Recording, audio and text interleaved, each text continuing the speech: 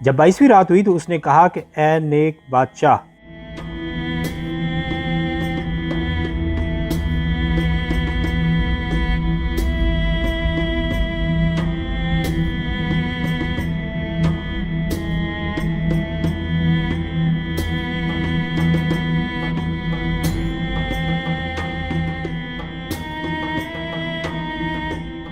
بدر الدین حسن کی ساری تعلیم چونکہ محل کے اندر ہی ہوئی تھی، اس لیے اسے باہر کے لوگوں نے نہ دیکھا تھا اور وہ بھی باہر کی دنیا سے بے خبر تھا۔ ایک روز وزیر نور الدین نے اسے عمدہ کپڑے پہنائے اور اپنے بہترین خچر پر سوار کر کے سلطان کے پاس لے گیا۔ جب سلطان نے اسے دیکھا تو اس سے محبت کرنے لگا، اسے انعام دیا اور اس کے باپ سے کہا کہ آج کے بعد تو اسے ہر روز اپنے ساتھ لایا کر۔ اس نے کہا کہ بصر و چشم۔ اس روز سے وہ ہر روز اسے بادشاہ کے پاس لے جاتا، یہاں تک کہ وہ 15 سال کا ہو گیا۔ اسی دوران نور الدین کی صحت خراب رہنے لگی اور وہ بستر مرگ سے جا لگا۔ اب نور الدین اپنے بھائی اور وطن کو یاد کر کے رونے لگا اور احباب کی جدائی اس پر گراں گزر رہی تھی اور اس کے آنسو ٹپک پڑے۔ جب رونا بند ہوا تو وہ اپنے بیٹے کی طرف متوجہ ہو کر کہنے لگا کہ میں چاہتا ہوں کہ تو ایک کاغذ لے اور جو کچھ میں کہوں تو اسے لکھ۔ بدر الدین حسن نے کاغذ کا ایک ورق لیا اور جو کچھ اس کا باپ کہتا جاتا وہ لکھتا جاتا تھا۔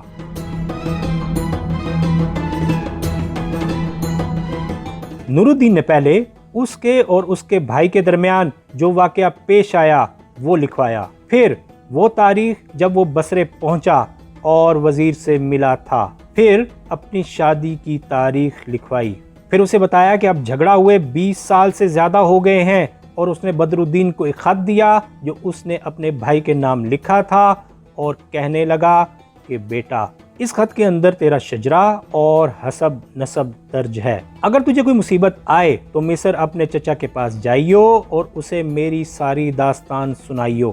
ابھی نور الدین یہ وصیت کر ہی رہا تھا کہ اس کی جان نکل گئی اور بدر الدین اپنے باپ کے غم میں گریہ و زاری کرنے لگا۔ پھر اس نے اپنے دل کو مضبوط کیا اور وہ خط لے کر لپیٹا اور قمیض اور عبا کے درمیان سی لیا۔ بدر الدین اپنے باپ کے سوگ میں 2 مہینے تک رہا، جس کی وجہ سے نہ وہ دفتر گیا اور نہ سلطان سے ملا۔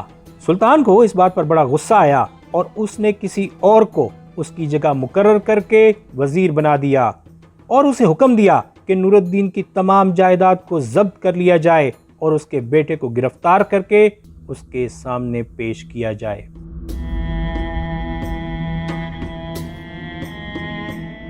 سپاہیوں میں بدر الدین کے والد کا ایک وفادار غلام تھا۔ جب اس نے یہ سنا کہ اس کو گرفتار کرنے کے لیے سپاہی روانہ ہو رہے ہیں تو وہ گھوڑا دوڑا کر بدر الدین حسن کے پاس آیا اور اس سے کہا، اے میرے سردار بھاگ، موت آ پہنچی ہے۔ بدر الدین حسن کانپ اٹھا اور کہنے لگا کہ کیا ہوا ہے؟ اس نے جواب دیا کہ سلطان برہم ہو گیا ہے اور اس نے تیرا محاصرہ کرنے کا حکم دیا ہے، بلا تیرے سر پر آ پہنچی ہے، اپنی جان لے کر بھاگ جا۔ اس نے کہا، کیا میرے پاس اتنا وقت ہے کہ گھر جا کر کچھ زیادہ راہ لے لوں؟ غلام نے جواب دیا، نہیں اے میرے سرتاج، فوراً یہاں سے چلا جا اور گھر کا نام نہ لے۔ جب اس نے غلام کی باتیں سنی تو اپنا دامن سر پر ڈال کر چل دیا، یہاں تک کہ شہر کے باہر پہنچا۔ یہاں اس نے لوگوں کو یہ کہتے سنا کہ سلطان نے نئے وزیر کو مرحوم وزیر کے گھر بھیجا ہے کہ وہ اس کا مال ضبط کر لے اور اس کے بیٹے بدر الدین حسن کو گرفتار کر کے سلطان کے پاس لے جائے۔ جب اس نے لوگوں کی باتیں سنی تو وہ ایک طرف چل دیا اور چلتے چلتے وہ اپنے باپ کی قبر پر پہنچا اور اس کے ایک پہلو میں جا بیٹھا۔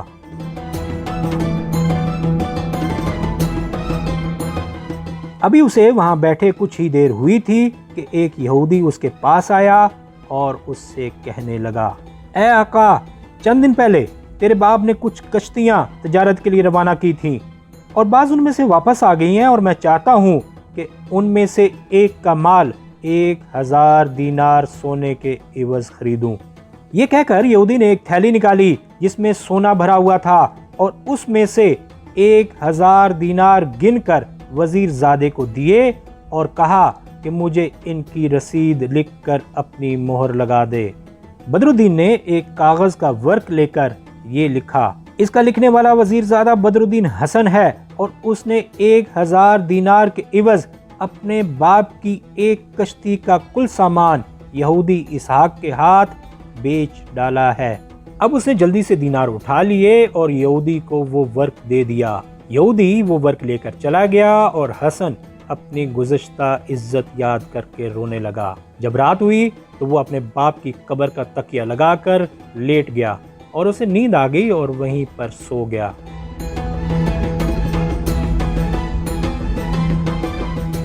اس مقبرے میں جنات رہتے تھے، ان میں سے ایک جنیہ نے حسن کو سوتے دیکھا اور اس کے حسن و جمال کو دیکھ کر گمان کرنے لگی کہ یہ تو اہل جنت میں سے معلوم ہوتا ہے۔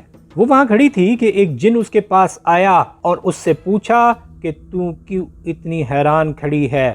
اس نے بدرالدین حسن کی طرف اشارہ کر کے کہا کہ کیا تو نے کبھی اس کی طرح کوئی حسین دیکھا ہے؟ جن نے اس کو دیکھ کر کہا کہ اے بہن، اگر تو اجازت دے تو میں بیان کروں کہ میں نے کیا دیکھا ہے۔ اس نے کہا کہ وہ کیا ہے؟ جن نے جواب دیا کہ میں نے اس جوان کا سا حسین مصر میں دیکھا ہے اور وہ وزیر شمس کی بیٹی ہے اور وہ حسن و جمال اور خوبی و کمال میں لاجواب ہے۔ جب وہ شادی کی عمر کو پہنچی تو مصر کے سلطان نے اس کا شہرہ سنا۔ سلطان نے اس کے باپ کو بلا کر کہا کہ اے وزیر، میں نے سنا ہے کہ تیری ایک بیٹی ہے، میں اس سے نکاح کرنا چاہتا ہوں۔ وزیر نے کہا اے میرے سلطان، میرا عذر قبول کر اور میرے آنسوؤں کی لاج رکھ۔ تجھے معلوم ہے کہ میرا بھائی نور الدین جو ناراض ہو کر چلا گیا تھا، ایک روز ہم شادی اور اولاد کا ذکر کر رہے تھے اور اسی پر وہ ناراض ہو کر چلا گیا۔ جب میری بیٹی پیدا ہوئی میں نے قسم کھائی کہ سوائے اپنے برادر زادے کے اس کی شادی کسی اور سے نہ کروں گا۔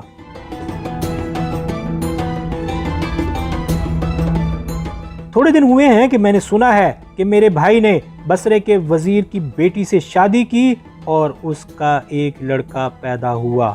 میں نے اپنی شادی اور اپنی بیٹی کی پیدائش کی تاریخیں لکھ رکھی ہیں اور اسے اپنے برادر زادے سے منسوب کر رکھا ہے، اور ہمارے آقا سلطان کے لیے بہت سی لڑکیاں ہیں۔ جب سلطان نے وزیر کی باتیں سنی تو وہ طیش میں آ گیا اور کہنے لگا کہ اگر مجھ جیسا تجھ جیسے کی بیٹی سے شادی کرے تو یہ تجھ پر احسان کرنا ہے، اور تو ہے کہ حجتیں پیش کرتا ہے۔ میں اپنے سر کی قسم کھاتا ہوں کہ میں تیرا غرور توڑنے کے لیے اس کی شادی اپنے ایک کم ترین نوکر سے کروں گا۔ بادشاہ کا ایک سائس تھا جو آگے سے بھی کبڑا تھا اور پیچھے سے بھی۔ بادشاہ نے اسے بلا کر اس کا نکاح نامہ زبردستی وزیر کی بیٹی کے ساتھ لکھ دیا۔ میں اسے اسی حالت میں چھوڑ کر ابھی وہاں ہی سے آ رہا ہوں۔ وہ لڑکی اس جوان سے بے حد مشابہ ہے اور اس کے باپ کو حکم ملا ہے کہ وہ اپنی بیٹی کے پاس نہ جائے۔ اے بہن، میں نے اس کبڑے سے زیادہ ڈراؤنی شکل کا انسان نہیں دیکھا، اور وہ لڑکی اس جوان سے بھی زیادہ خوبصورت ہے۔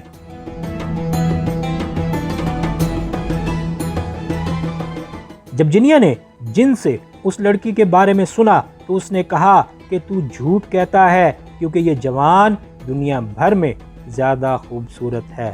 جن نے اس کی تردید کی اور کہا کہ اے بہن، خدا کی قسم لڑکی اس سے زیادہ خوبصورت ہے، لیکن یہ دونوں ایک دوسرے سے مشابہ ہیں اور سگے چچیرے بھائی بہن معلوم ہوتے ہیں۔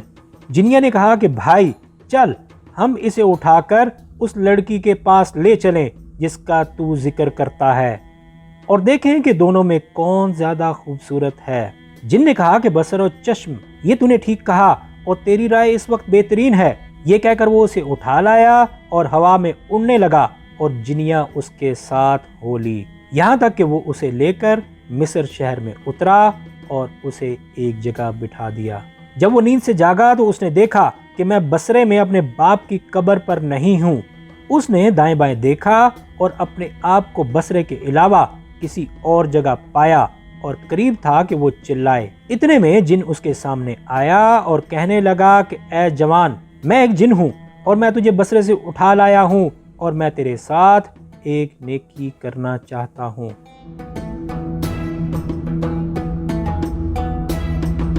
اس نے کہا وہ کیا ہے؟ جن نے کہا کہ تھوڑا صبر کر اور دیکھ۔ اب وہ اس کے لیے ایک عمدہ لباس لایا جو اس نے اس کو پہنایا اور ایک موم بتی روشن کی اور اس سے کہا، اس موم بتی کو پکڑ اور اپنے سامنے والے حمام کی طرف جا اور لوگوں میں شریک ہو جا، ان کا ساتھ اس وقت تک مت چھوڑنا جب تک کہ تو دلہن کے کمرے کے پاس نہ پہنچ جائے۔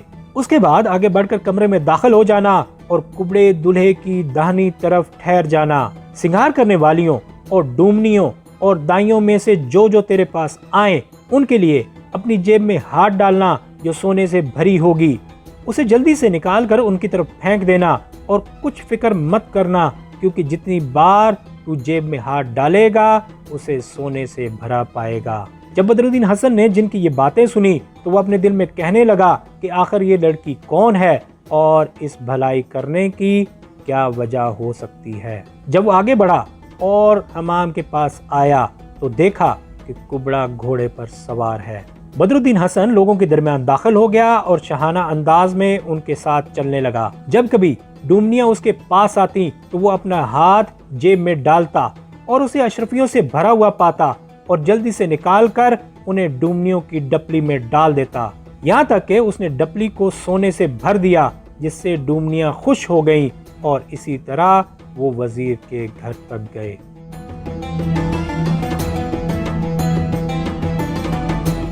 اب حاجیوں نے غیر مردوں کو اندر آنے سے روکا، لیکن ڈومنیوں نے کہا کہ جب تک یہ نوجوان ہمارے ساتھ اندر نہ آئے گا ہم بھی داخل نہ ہوں گی اور ہم دلہن کی منہ دکھائی نہ کریں گی۔ الغرض وہ اسے لے کر شادی کے کمرے میں گئیں اور اسے کبڑے دلہے کے سامنے بٹھا دیا۔ جب عورتوں نے بدرالدین حسن اور اس کے حسن و جمال کو دیکھا تو وہ سب اس کی طرف مائل ہو گئیں، اور ڈومنیوں نے عورتوں سے کہا کہ تمہیں معلوم ہونا چاہیے کہ اس حسین مرد نے ہمارے ساتھ سرخ سونے کی بخشش کی ہے، اس کی خدمت کرنے میں کوتاہی نہ کرنا اور جو کچھ وہ کہے اسے ضرور ماننا۔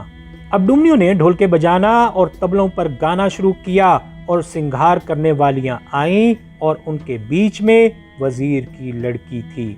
دلہن 14ویں رات کے چاند کی طرح تھی اور جب وہ سامنے آئی تو ایسا معلوم ہوتا تھا کہ گویا وہ جنت کی حور ہے۔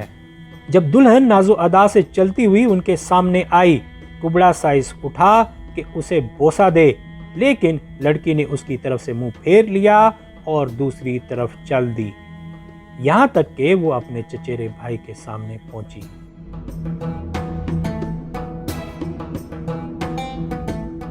جب ڈومنیوں نے دیکھا کہ وہ بدرالدین حسن کی طرف مائل ہے تو وہ زور زور سے ہنسنے اور چلانے لگیں۔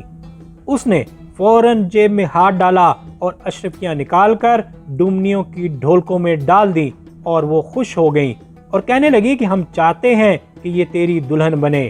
حسن مسکرایا اور سب کے سب اس کی طرف دیکھنے لگے اور کبڑا سائس بندر کی طرح اکیلا ہو گیا۔ جب بدرالدین حسن نے اپنی چچیری بہن پر نظر ڈالی تو وہ خوشی کے مارے پھولا نہ سمایا اور اس نے دیکھا کہ اس کا چہرہ حسن کی چمک دمک دکھا رہا ہے۔ اب سنگار کرنے والیوں نے اس کے سامنے دلہن کی منہ دکھائی کی رسم ادا کی۔ منہ دکھائی کی رسم کے دوران دلہن نے دعا کی کہ خدایا اس شخص کو میرا شوہر بنا اور اس کبڑے سائز سے میرا پیچھا چھڑا۔ اب سنگار کرنے والیاں دلہن کے کمرے میں داخل ہوئیں تاکہ اسے دلہا کے لیے تیار کریں۔ اس پر کبڑا سائز بدرالدین حسن کے پاس آیا اور کہا کہ تو اب اٹھ کر باہر چلا جا۔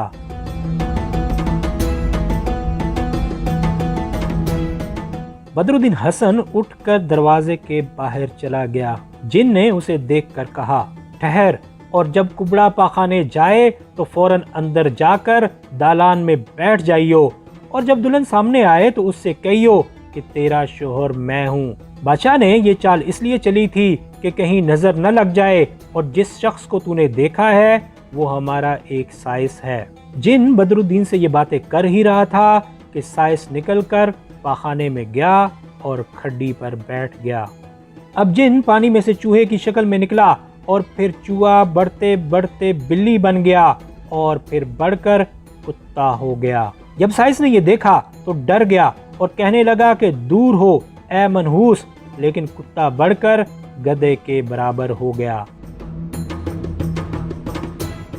اب وہ اور بھی ڈرا اور چیخ کر گھر والوں کو بلایا۔ اب گدھا بڑھتے بڑھتے بھینس کے برابر ہو گیا اور انسان کی طرح باتیں کرنے لگا اور اس سے کہا کہ لعنت ہو تجھ پر اے کبڑے، اے گندے۔